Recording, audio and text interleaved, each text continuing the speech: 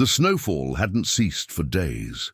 Winterfell's stone walls wore a crown of frost, and its courtyards echoed with the stomping boots of guards trying to outpace the cold. But in the high tower, far from the men's eyes and away from Lady Catelyn's scornful glances, Lord Eddard Stark stood still, cradling a boy in swaddled furs. The child's hair was a tuft of black silk, and his eyes, when they opened, held a stormy grey that didn't belong to any Targaryen. That was fortunate. No one could know what blood this baby carried.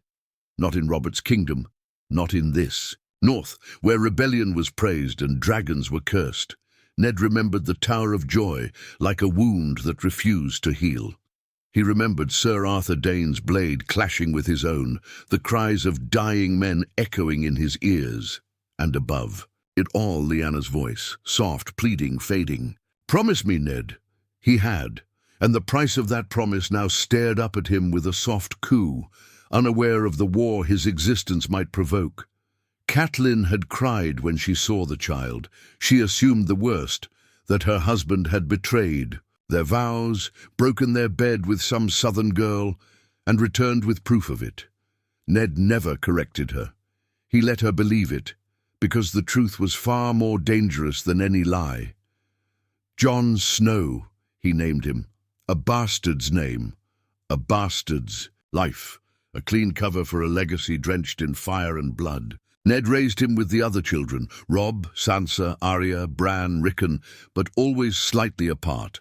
Catelyn wouldn't allow Jon near her own, wouldn't touch him or speak kindly of him. To Jon, Winterfell was both a home and a haunting.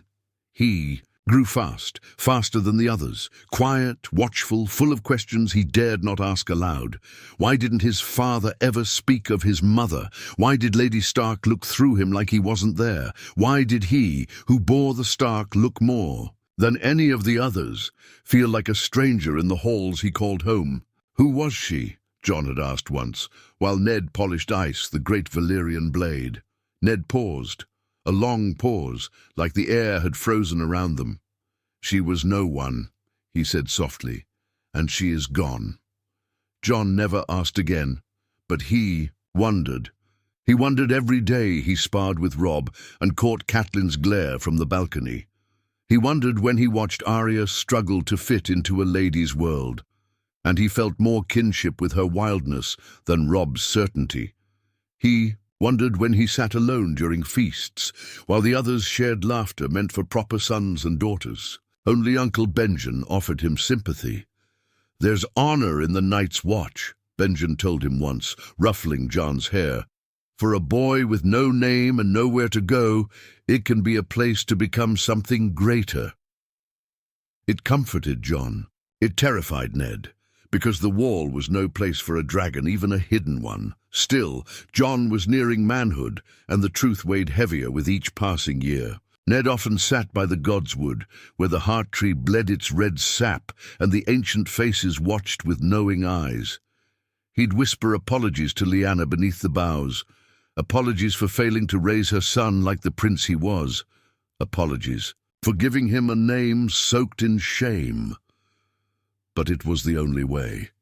If Robert knew, if even Catelyn suspected, the boy would not live to see another dawn.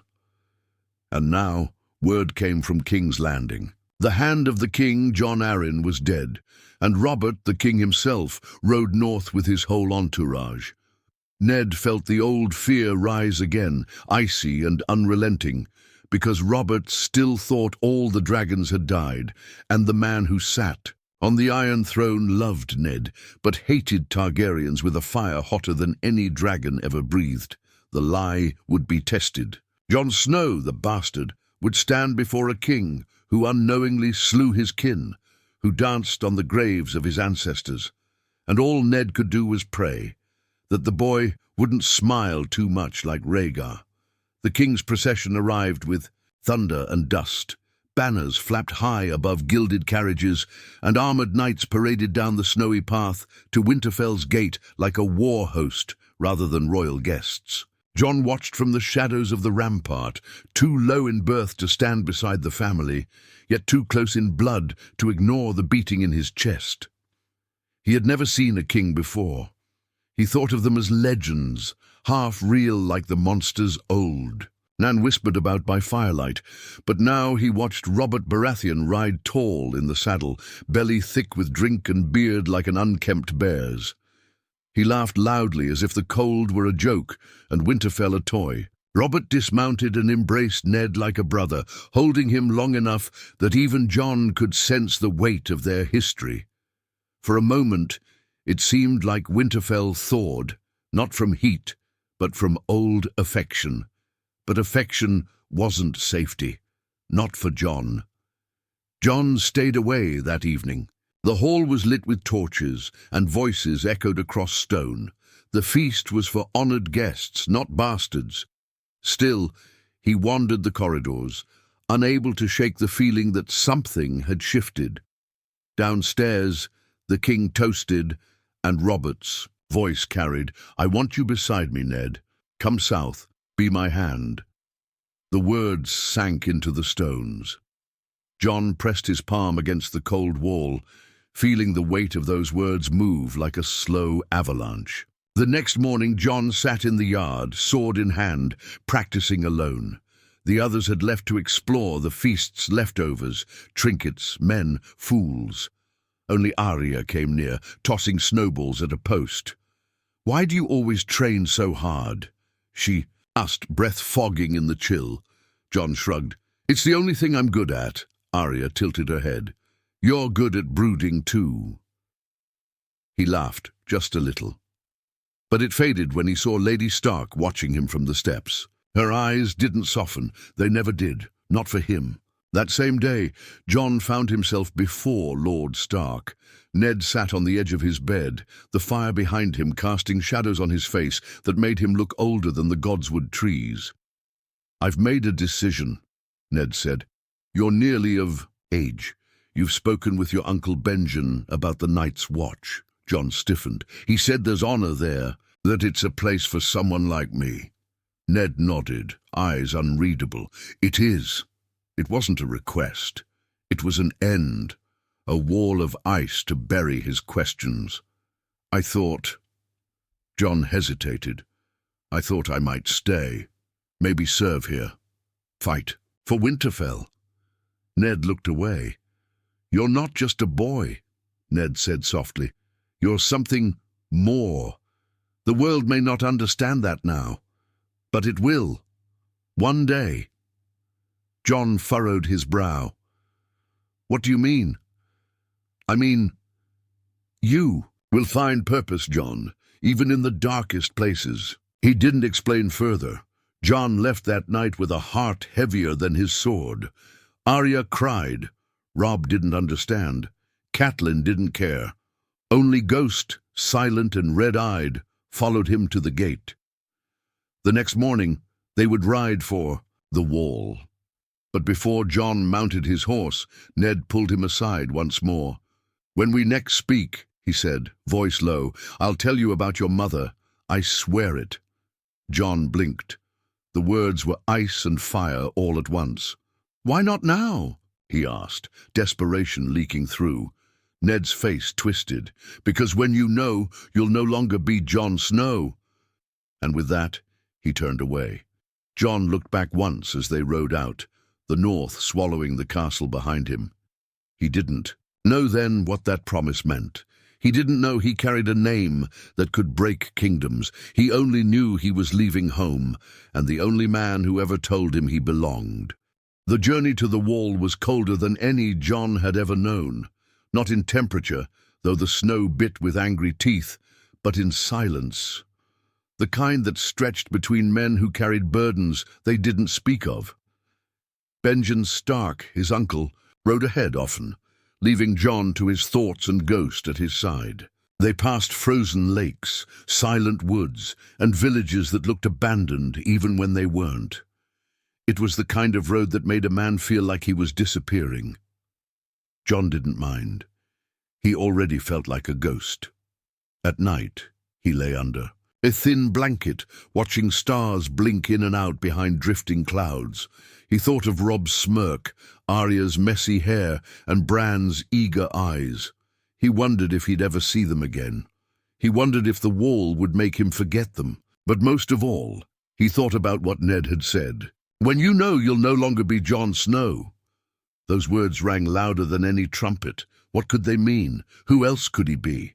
A prince, a traitor's son, a secret worth burying at the end of the world.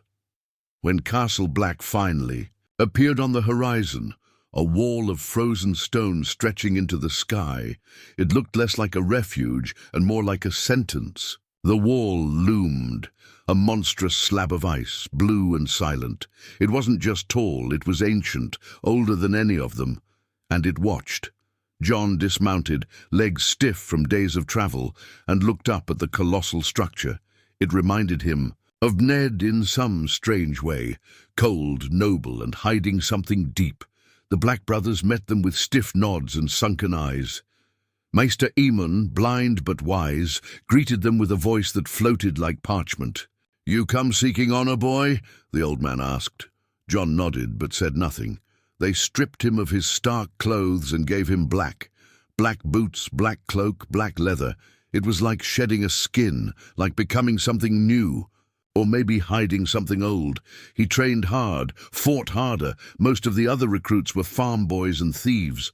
Jon stood out immediately, too skilled, too proud, too quiet.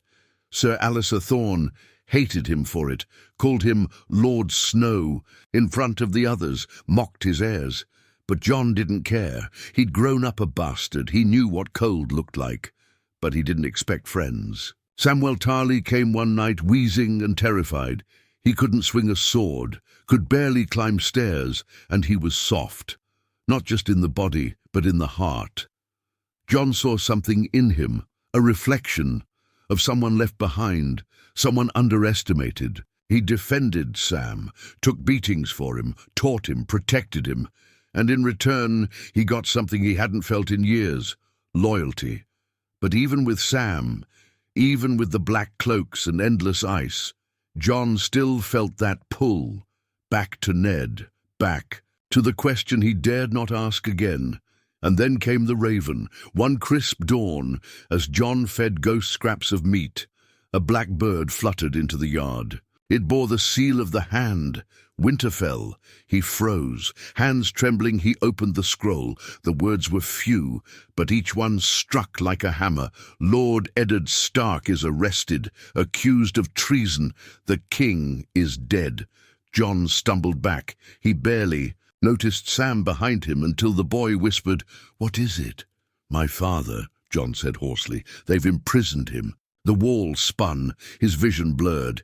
He didn't hear the rest. He didn't feel the cold anymore. Only one thought surged through him, burning, wild wrong. He had to go back. He had to find the truth, because if Ned Stark was gone, who was? Left to tell Jon Snow who he truly was? Jon paced his cell that night, the cold stone doing nothing to cool the fire in his blood. He hadn't felt anger like this before, burning, irrational, gut deep. His whole life he had lived by Ned Stark's. Silence. That silence had shaped him, buried him, made him small, and now the man who carried all his answers was locked in a dungeon in King's Landing, branded a traitor. Traitor, Jon whispered to himself, as if the word might make sense if he repeated it enough. Ned Stark wasn't a traitor. He couldn't be. If there was one truth in the world, it was that. And yet, the world had turned upside down. Robert Baratheon was dead. Joffrey, Robert's vicious, pale-haired son, now wore the crown, a boy-king with a lion's sneer. And Sansa, sweet Sansa, still trapped in the Red Keep, betrothed to a monster. Jon punched the wall, knuckles splitting. Ghost let out a low growl beside him. "I should have never left," he said through clenched teeth. "I should have stayed. I should have—" "What?" Sam's voice came from the doorway. "Fought the king's men? Challenged the crown?" Jon turned on him, eyes wild. "You don't understand. Ned Stark is the only one who ever—" He stopped himself. "I have to go to him." Sam looked pale. "You can't. The Night's Watch. If you leave, it's desertion." "I don't care." "You should. They'll hang you." Jon didn't respond. He was already halfway out the door, cloak whipping behind him, Ghost following on silent paws. He made it to the stables before. Donal Noy blocked his path. The old blacksmith didn't speak, just shook his head slowly. "You think I won't fight you?" Jon barked. "I think you're not a fool," Donal replied, "because if you were, I'd already have you in chains." The silence stretched. Jon's hands trembled, not with fear, but fury. "You don't know what he means to me," he said. "I don't have to," Donal said. "But I know this. Your father gave you to the wall, and if he raised you to be a man, he'd expect you to keep your vow." Jon stood there, snow falling in soft flakes around him, each one melting on his skin like a whisper of home. He didn't move, couldn't move. Every instinct screamed to run, to ride, to save Ned, but it wasn't just about honor, it was about the truth he'd waited his whole life to hear. The truth Ned Stark had promised him, and now might never get to give. He returned to his quarters in silence. That night, Maester Aemon called for him. Jon entered the old man's chambers to find the fire low, and the air thick with the scent of parchment and pine oil. Aemon sat hunched, fragile as old ice, but his voice was sharp as a blade. "I hear you tried to leave," he said. Jon didn't deny it. Aemon nodded slowly. "Do you know what it means to choose between love and duty?" Jon remained quiet. The old man's cloudy eyes turned to him. "I was once a Targaryen boy, a prince, a potential king, but I chose the wall. I chose to let the world forget. My name?" Jon's heart skipped. Aemon's lips curved into a sad smile. "You're not the only one with ghosts in your blood." "You're Targaryen," Jon whispered. Aemon nodded. "It doesn't matter now. I made my choice, and so must you." Jon left in a daze.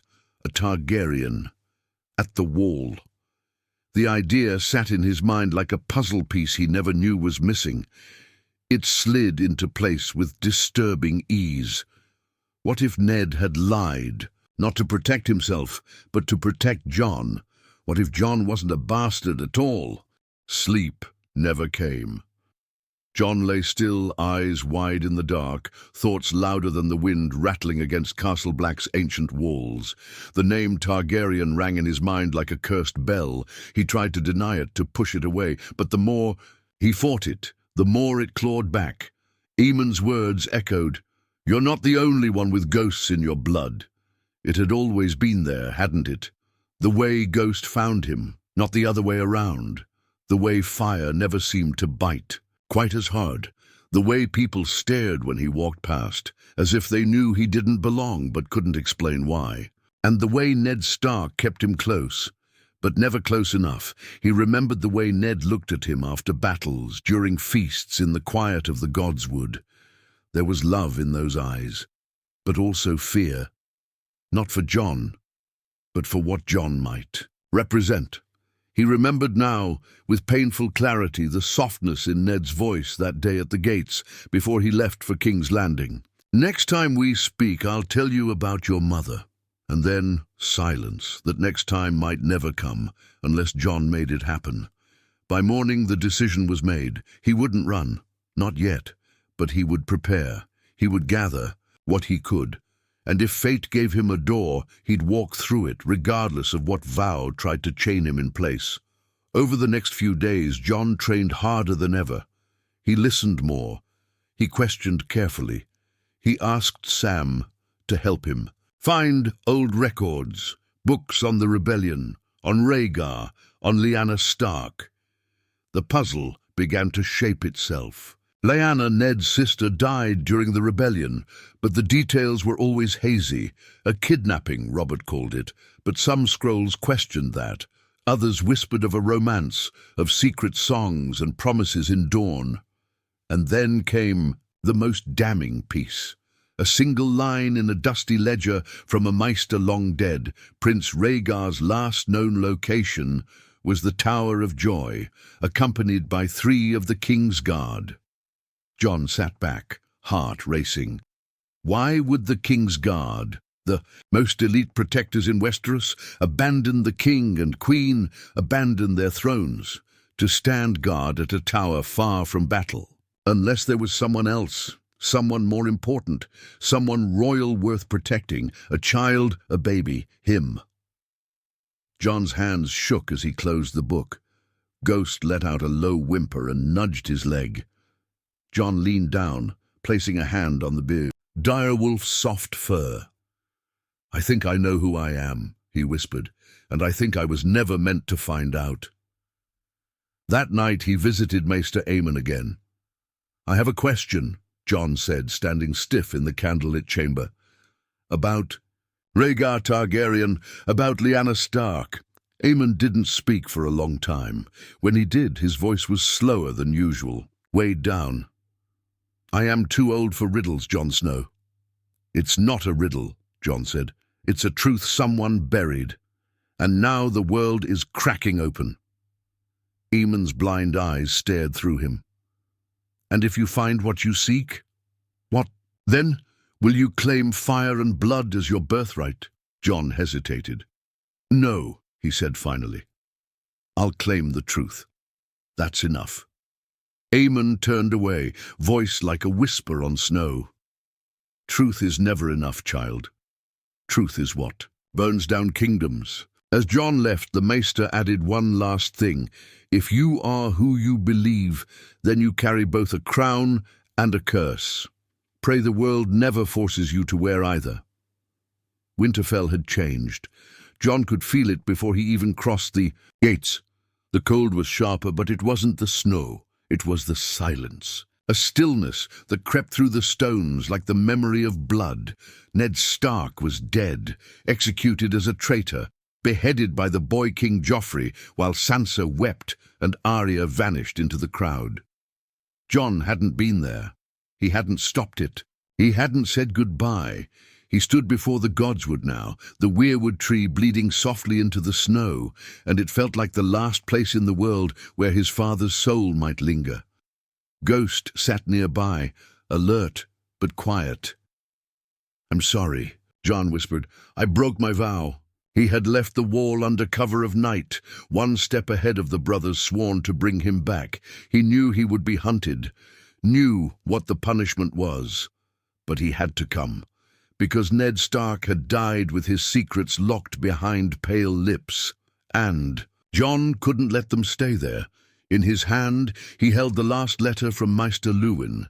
Hidden among routine words about harvests and repairs was a note too careful to ignore. "There is a chamber in the crypts, beyond Lyanna's tomb. You will find no answers there, only confirmation." So Jon had come, to confirm. He descended into the crypts alone, torch in hand, footfalls echoing, heart a war drum in his chest. The faces of long-dead Starks watched from their stone thrones. None judged him, but none welcomed him either. He reached Lyanna's tomb. Her statue bore the beauty her stories always promised, a woman stolen or a woman who fled. It depended on who you asked. He knelt and ran his hand across the stone, fingers tracing her name. "Did you love him?" he whispered. "Did you choose him?" He pressed against the wall behind the tomb. A click, then a low groan. Stones slid, and a hidden passage opened, narrow and dust-choked. Jon stepped inside. The chamber beyond was small, forgotten. On the far side, in a cradle of old blankets and withered rose petals, lay a bundle of fabric. Inside, wrapped in the cloak of a king's guard, was a letter. He read it by torchlight, hand shaking. "To my son Jon, or Aegon, as your father wished." His breath caught. "I gave you to my brother to save your life. If Robert knew, he'd kill you. He hated Rhaegar more than he loved me. Ned swore to protect you, to raise you as his own. And he did. He gave you the North, even if it gave him pain. You are not his shame. You are his promise." Tears fell, slow and silent. He dropped to his knees, clutching the parchment like it might vanish. He was a Targaryen, the blood of dragons, the son of Rhaegar and Lyanna, the rightful heir to the Iron Throne, and the world had named him a bastard. All his life he had carried a lie. Now he carried a truth heavier than any sword. He returned to the surface a different man. He didn't speak of what he found. Not yet. The world wasn't ready. But the lie was no longer just a burden. It was a choice. He could burn kingdoms for it, or protect them from it. As he left Winterfell's crypts, he looked once more toward the south. The throne was still there, and so was the war. But Jon Snow, Aegon Targaryen, now knew who he was, and that changed everything.